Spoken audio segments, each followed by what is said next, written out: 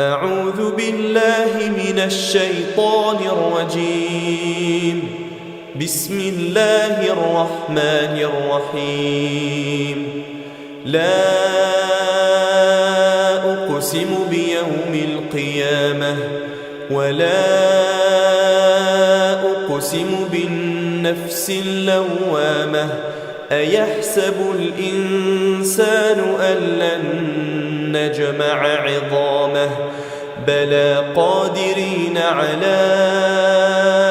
أن نسوي بنانه بل يريد الإنسان ليفجر أمامه يسأل أيان يوم القيامة فإذا برق البصر وخسف القمر وجمع الشمس والقمر يقول الإنسان يومئذ أين المفر كلا لا وزر إلى ربك يومئذ المستقر ينبأ الإنسان يومئذ بما قدم وأخر بل الإنسان على نفسه بصيرة ولو ألقى معاذيره لا تحرك به لسانك لتعجل به إن علينا جمعه وقرآنه فإذا قرأناه فاتبع قرآنه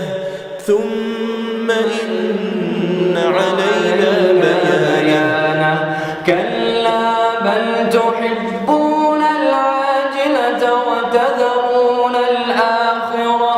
وجوه يومئذ ناظرة إلى ربها ناظرة ووجوه يومئذ باسرة